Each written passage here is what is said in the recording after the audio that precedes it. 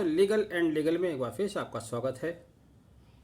उत्तर प्रदेश में अभी अधिवक्ताओं की हड़ताल समाप्त नहीं हुई है। इसी बीच उत्तर भारत के एक और राज्य, बल्कि दो राज्य कहें, वहाँ भी वकीलों ने हड़ताल का ऐलान कर दिया है, निश्चितकालीन हड़ताल। यह मैं बात कर रहा हूँ Punjab and Haryana bar council ने वकीलों की ओर से अनिश्चितकालीन हड़ताल का ऐलान किया है।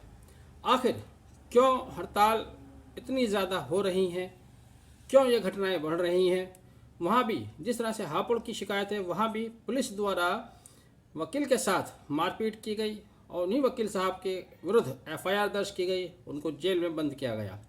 तो इस तरह की घटनाओं में आए दिन वृद्धि हो रही है, जिससे वकीलों में रोष पैदा होता है, हड़तालें होती हैं। तो इन हड़तालों का कारण क्या है, क्यों ये स्थिति खराब हो रही है, आज हम इसी पर चर्चा करेंगे। एक के बाद एक वकीलों के साथ पुलिस के दुर्व्यवहार की खबरें आ रही हैं और जिसके जवाब में पुलिस के विरुद्ध वकीलों में रोष पैदा होता है और हड़ताल वगैरह की जाती हैं।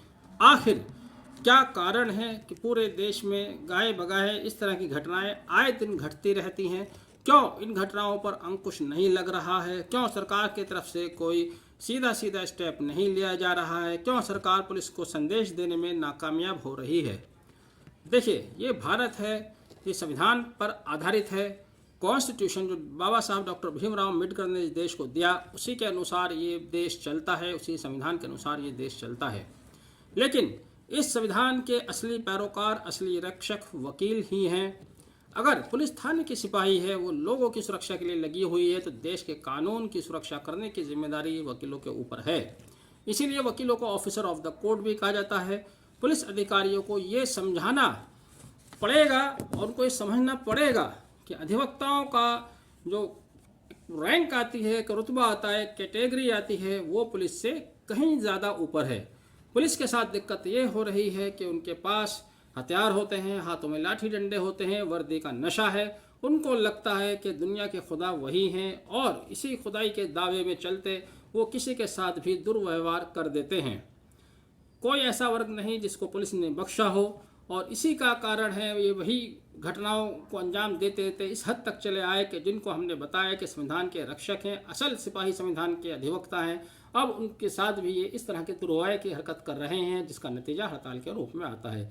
समाज के अंदर जो संदेश जाता है वो यही जाता है कि अधिवक्ता हड़ताल कर रहे हैं, लेकिन समाज इस बात को समझने में नाकाम है पूरी तरह से कि आखिर इस हड़ताल की वजह क्या है और इस विरोध को ना करने के गंभीर परिणाम क्या होंगे। यदि अधिवक्ता समाज के ऊपर भी पुलिस सुपरसीड कर जाती है तो फिर इस समाज में आम लोगों की दुर्दशा बिल्कुल वैसे ही होगी जैसे अफ्रीकन कंट्रीज़ में नीग्रो लोगों की अंग्रेज़ों के जूते तले हुआ करती थी। अगर समाज को ये लगता है कि वकील हड़ताल करके गलत कर रहे हैं तो आप उस स्थिति को भी समझ लें जो मैंने अभी आपको बताई। लेकिन इसमें सबसे ख़राब और सबसे बड़ा अहम रोल सरकारों का भी आता है। पुलिस अधिकारी ठीक है, उनके पास लाठी है, डंडा है, वर्दी का नशा है, लेकिन सरकारों को तो ध्येय से काम लेना चाहिए, सरकारों को संवेदनशील होना चाहिए, सरकारों को कम से कम ये मैसेज देना चाहिए कि समाज में किसकी क्या अहमियत है और आपको किस तरह का व्यवहार किसके साथ करना है। चोर उचक्के बदमाशों को जहाँ राज्य सरकार खुद सुरक्षा देती हैं, पुलिस उनकी सुरक्षा करती है, थानों में बिठाकर टुच्चे मुच्चे गुंडों को भी चाय पिलाती है, वकीलों के साथ इस तरह का दुर्व्यवहार करना सीधे सीधे संविधान के साथ दुर्व्यवहार करना है। जब तक इस बात को नहीं समझा जाएगा, हर शहर हर स्टेट से इस तरह की खबरें आएंगी और इस तरह की हड़तालें होंगी, जिसका खामियाजा आम लोगों को भुगतना पड़ता है, आम लोगों को तकलीफ होती है। बहरहाल ये अच्छी स्थिति नहीं है। वीडियो आपने आखिर तक देखा, thank you, have a nice day. इस मैसेज को आगे पहुँचाइए, वीडियो को लाइक कीजिए और चैनल को भी सब्सक्राइब कीजिएगा।